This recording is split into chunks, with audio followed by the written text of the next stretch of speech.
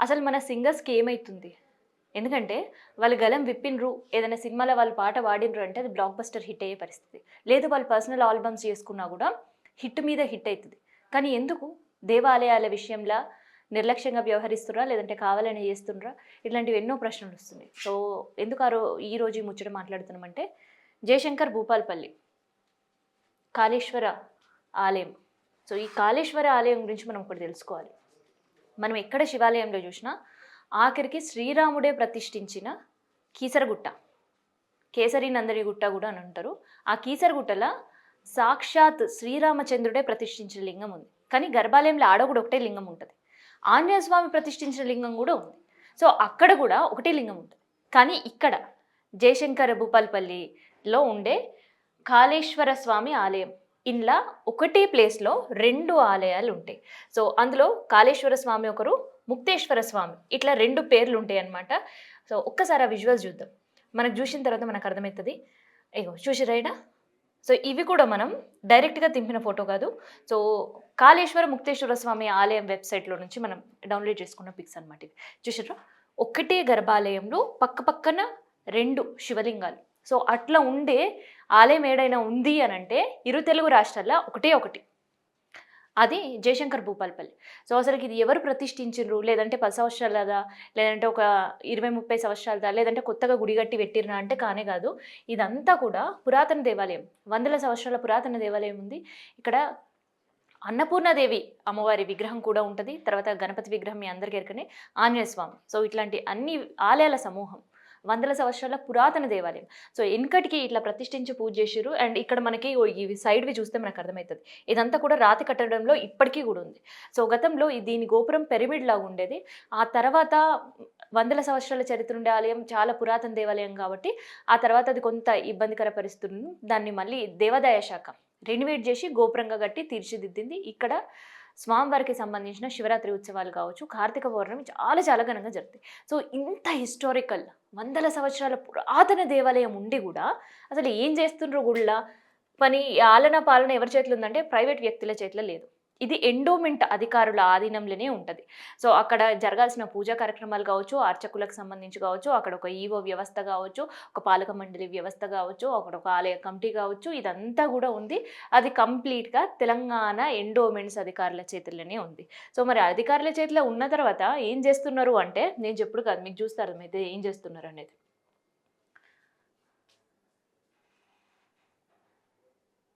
So ఇది గర్భాలయం. ఇగో రాతి కట్టడాలు, రాతి స్తంభాలు, కంప్లీట్‌గా గర్భాలయం. గర్భాలయంలో ఇగో 2 శివలింగాలు, ముక్తేశ్వర స్వామి, కాళేశ్వర స్వామి. సో ఈ ఆలయం ముంగల ఇట్లాంటి చిందులేంది?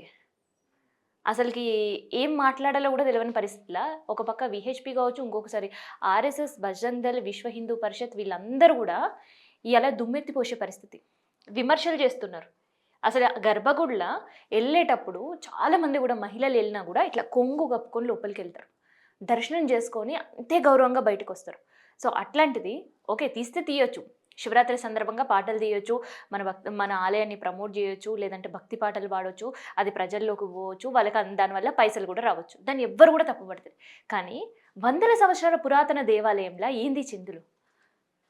అక్కడ అసలు దేవుడికి అనేది గౌరవం ఉందా? గర్భాలయం తలుపులు మూసేసి కంప్లీట్ టీం అంతా కూడా పోయి అసలు ఈ చిందులేందన్నదే ఒక ప్రశ్నగా మారింది. సో అక్కడ టెంపుల్ దగ్గర మనం చూస్తుంటే ఇగో ఇక్కడ సైడ్కి కనిపిస్తుంది. నాకు తెలిసి ఇది మీకు క్లారిటీగా కనిపించి ఉండదు. సో అక్కడ ఒక నోటీస్ బోర్డు కూడా ఉంది. ఏంటిది తెలుసా? వీడియోలు దేవుడెరు, కనీసం లోపల ఫోన్ తోటి ఫోటోలు కూడా తీయడానికి అనుమతి లేదు అని చెప్పి అక్కడ నోటీస్ బోర్డు కూడా పెట్టారు. మరి అంత నోటీస్ బోర్డు పెట్టిన వాళ్ళు అవి కేవలం సామాన్య భక్తులకేనా? సామాన్య భక్తులు తీస్తే ఏం చేస్తారు? ఫోన్లు తీసి గల్లలో పడేస్తారు, లేదంటే తిడతారు, లేదంటే ఫోన్లు లాక్కుంటారు, ఇబ్బంది పడుతుంటారు. మరి మధుప్రియ లాంటి వాళ్ళు పోయి అక్కడ దాదాపు 1:20 పాటు, 5-10 నిమిషాలు కాదు, దాదాపు 1:20 పాటు అక్కడ సాంగ్ షూట్ జరిగింది. సో ఆలయం బయట చేసుకున్న ఏం కాకపోతుండే, పోనీ ఆలయం లోపల ఎక్కడో చేసుకున్నారంటే అది కూడా కాదు, ఏకంగా గర్భాలయంలో శివుడి ముందే నాట్యం.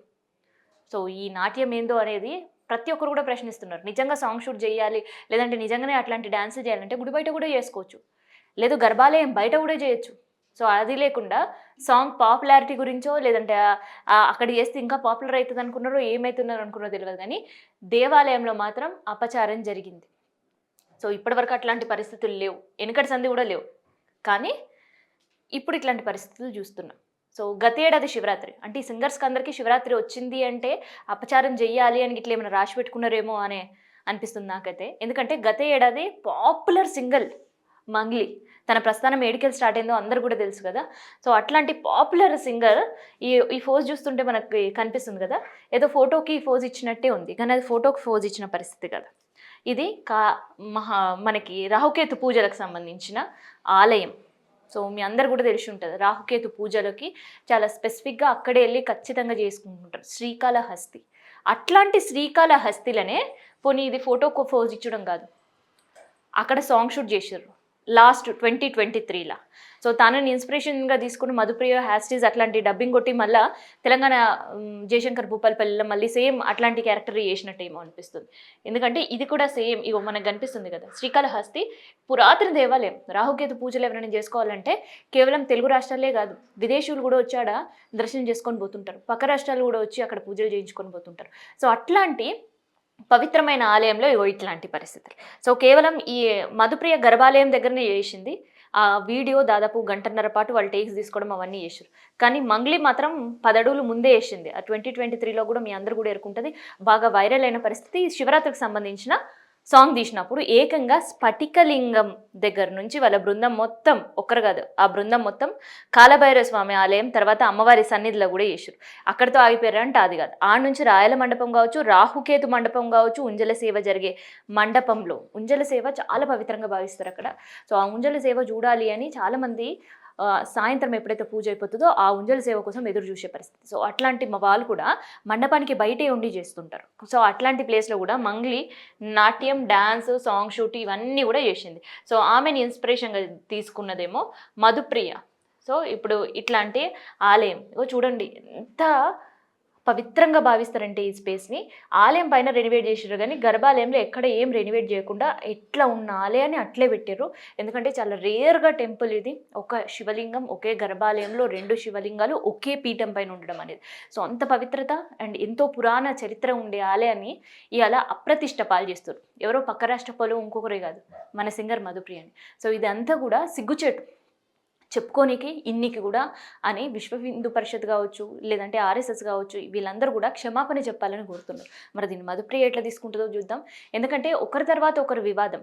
గతంలో శివరాత్రి వస్తుంది అంటే వాళ్ళ ఆడియన్స్ కావచ్చు లేదంటే వాళ్ళ ఫ్యాన్స్ కావచ్చు ఒక మంచి సాంగ్తో వస్తారు అని అనుకుంటారు. సో ఆ సాంగ్ ఆడియన్స్ ఎక్స్పెక్ట్ చేసిన దాన్ని రీచ్ కావాలని సింగర్స్ తాపత్రయం పడనిలా అసలు తప్పే లేదు. కానీ ఆ తాపత్రయం పడే సమయంలో మనం ఫార్మాలిటీస్ పాటిస్తున్నామా లేదా? మన ఇంట్లో మనం ఎట్లయినా ఉండొచ్చు, మన దేవుడి గుడిలో మనం ఎట్లయినా ఉండొచ్చు, కానీ బయటకు వెళ్ళినప్పుడు మనని చూసి మిగతా వాళ్ళు ఇన్స్పైర్ అయ్యే పరిస్థితులు చాలా ఉంటాయి. మనల్ని చాలా రోల్ మోడల్గా అనుకునే సిచ్యువేషన్లో కూడా మనం ఈరోజు ఆ పొజిషన్లో ఉన్నాం. కానీ మనం ఏం చేస్తున్నాం అని మనం ప్రశ్నించుకోవాలి. ఎందుకంటే మనం ఒక పబ్లిక్లోకి వెళ్ళినప్పుడు, ఒక 100 సంవత్సరాల చరిత్ర ఆలయానికి వెళ్ళినప్పుడు ఆ ప్రతిష్ట పెంచేటట్టు ఉండాలి, ఆ పవిత్రతని 10 మందికి చెప్పేటట్టు ఉండాలి. కానీ ఇట్లాంటి చిందులు గర్భాలయంలో యేసుడు కావచ్చు లేదంటే ఇట్లాంటి పరిస్థితులు గర్భాలయంలో యేసుడు కావచ్చు, ఇదంతా కూడా సిగ్గుమాలిన చర్య కిందనే అందరూ తీసుకునే పరిస్థితి, ప్రతి ఒక్కరు కూడా మండిపడే పరిస్థితి. సో శివరాత్రి సాంగ్ దేవుడెరుగు, అది హిట్ అవుతుందా ఫట్ అవుతుందా అనేది. కాకపోతే ఇట్లాంటి తీసుకునే వల్ల ఇంత జరుగుతుంది, దాదాపు 1:25 పైనే ఇట్లాంటి షూట్ అంతా కూడా జరుగుతుంటే మరి పర్మిషన్ ఎవరిచ్చిర్రు? సో ఆలయంలో ఉండే ఈవో ఇస్తే సరిపోదు కదా, ఎండోమెంట్ నుంచే ఆ పర్మిషన్ రావాలి. నిజంగా ఎండోమెంట్ అధికారులకు చెప్పిచ్చిర్రు, ఎండోమెంట్ అధికారులకు చెప్పి ఇవ్వాలి, ఎండోమెంట్ కమిషనరో అసిస్టెంట్ కమిషనరో ఇవ్వాలంటే అది మంత్రి వరకు పోతుంది. సో కొండా సిరుకి తెలిసే ఇష్యూ అంతా జరిగిందా లేదంటే తెలవక జరిగిందా? ఇన్కేస్ తెలవకుండా జరిగితే అసలుకి అట్లాంటి పరిస్థితులు ఎట్లా ఉంటాయి, అసలు జరిగే అవకాశం ఉందా అనే ఎన్నో క్వశ్చన్స్ వస్తున్నాయి. అంటే మధుప్రియ సింగర్ కాబట్టి ఓకే చేస్తే చేసిందిలే అని వదిలేస్తారా, లేదంటే ఆమె పైన కూడా చర్యలు తీసుకునే అవకాశం ఉంటుందా అనేది ఉంది. ఇన్కేస్ మధుప్రియ పైన కనుక చర్యలు తీసుకుంటే భవిష్యత్తులో ఇంకే ఒక్క సింగర్ కూడా ఆలయం షూట్లో పర్మిషన్ ఇచ్చినా కూడా గర్భాలయం దగ్గర ఉండే ఆ ప్రదేశాలను కావచ్చు, గర్భాలయంలో ఉండే పవిత్రతకి ఇంకొకరెవ్వరు కూడా ఇట్లాంటి అప్రతిష్ట పాలు చేయకుండా ఉంటారు అని చాలామంది కూడా డిమాండ్ చేస్తున్నారు. మరి దీన్ని ఎండోమెంట్ డిపార్ట్మెంట్ ఏం చేయబోతుంది, ఎట్లా తీసుకోబోతుంది అనేది మనం కూడా చూద్దాం.